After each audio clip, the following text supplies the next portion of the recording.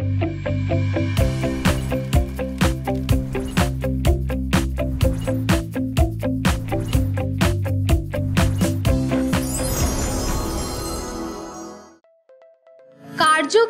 সম্বন্ধ বিষয়ে প্রসক্তি তত্ত্ব সম্বন্ধে তোমরা তো আগেই জেনেছ।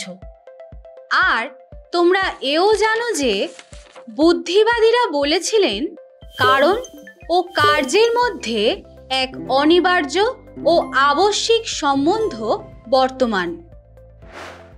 এই অনিবার্য সম্বন্ধের সপক্ষে বুদ্ধিবাদীরা কয়েকটি যুক্তিও দিয়েছেন, যা নিয়ে আমরা আজকের ক্লাসে আলোচনা করব। প্রথমেই আমরা বুদ্ধিবাদী দার্শনিক ইউইং প্রদত্ত দুটি যুক্তি দেখে নেব। তার জন্য চলো প্রথমেই একটি ঘটনা দেখে নিই।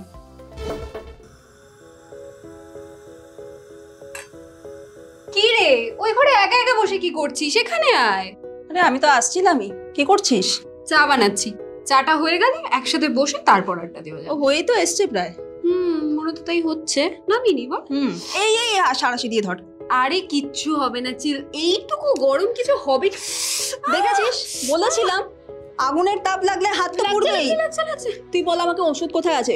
ওষুধ না লাগবে না, জল দে। আচ্ছা দাঁড়া, তুই দাঁড়া। এই ঘটনাতে তোমরা দেখলে গরম বাটি বুঝতে পেরেই হাত পুড়ে যাওয়ার আশঙ্কা করা হলো। এক্ষেত্রে কারণ হলো আগুনের তাপ এবং কার্য হলো হাত পুড়ে যাওয়া। এখানে কিন্তু কারণকে বুঝতে পেরেই কার্যকে আগে থেকেই অনুমান করে নেওয়া হয়।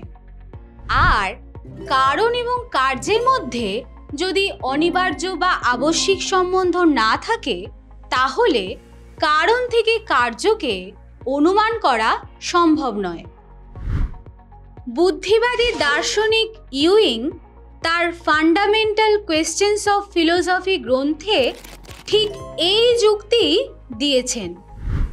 ইউইং কারণ কার্যের এই আবশ্যিক সম্বন্ধকেই প্রসক্তি সম্বন্ধ নাম দিয়েছেন। এই প্রসক্তি সম্বন্ধের কারণেই আমরা বলতে পারি যে অতীত, বর্তমান, ভবিষ্যৎ যে কোনো সময়তেই আগুনের তাপে হাত পুড়বেই। আমরা আমাদের দৈনন্দিন জীবনে কারণ ও কার্যের মধ্যে এই আবশ্যিক সম্বন্ধ লক্ষ্য করেই কারণকে দেখলেই কার্যকে অনুমান করতে পারি। তাহলে প্রসক্তি তত্ত্বের সপক্ষে ইউইংয়ের প্রথম যুক্তি হলো কারণ থেকে কার্যকে অনুমান। আবার দেখো, কারুর খিদে পেয়েছে, সে খাবার খেলো, তারপর খিদে মিটল। এই যে খিদে পাওয়ার ফলে খাবার খেলো, এটি আমরা প্রত্যেকেই জানি বা দৈনন্দিন জীবনে দেখে আসছি।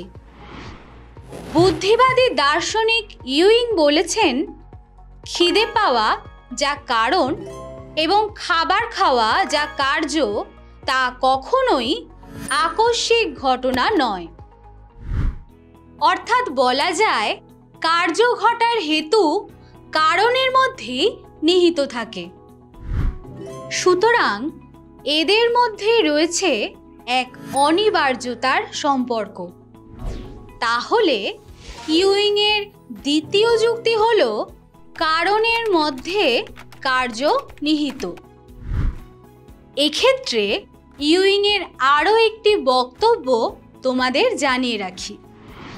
তিনি কারণ ও কার্যের মধ্যে যে প্রসক্তি সম্বন্ধের কথা বলেন, সেটি বাহ্য জগতে আমরা কোনো মতেই অনুভব করতে পারি না। কিন্তু একটু ভেবে দেখো, আমাদের মনোজগতের প্রসক্তি সম্বন্ধগুলিকে আমরা অন্তর্দৃষ্টির দ্বারা অনুভব করতে পারি। যেমন দেখো, কোনো আনন্দের কথা শুনলে আমাদের মনে সুখ অনুভূত হয়। ইউইংয়ের যুক্তিগুলি জানার পর এবার চলো দেখে নিই যে অন্যান্য বুদ্ধিবাদী দার্শনিকেরা প্রসক্তি তত্ত্বের সপক্ষে কি কি যুক্তি দিয়েছেন। প্রথম যুক্তি হিসেবে আমরা বলতে পারি কারণ ও কার্যের মধ্যে যে সম্বন্ধ তা হলো অবশ্যম্ভব। যেমন জল পান করলে তৃষ্ণা নিবারিত হবেই। দ্বিতীয় যুক্তি হলো কারণ ও কার্যের মধ্যে রয়েছে নিয়ত সম্পর্ক। যেমন সর্বকালেই যে কোনো স্থানে জলকে তাপ দিলে জল বাষ্পে পরিণত হয়। তৃতীয় যুক্তিতে আবার আমরা বলতে পারি কারণ ও কার্যের মধ্যে এক অভ্যন্তরীণ সম্বন্ধ রয়েছে। যেমন মাটি থেকে কলস তৈরি হয়, মাটির মধ্যেই কলস প্রচ্ছন্ন বা সুপ্তভাবে থাকে বলেই মাটি থেকে কলস উৎপন্ন হতে পারে। এছাড়াও বুদ্ধিবাদীরা আরও নানান যুক্তি দিয়েছেন।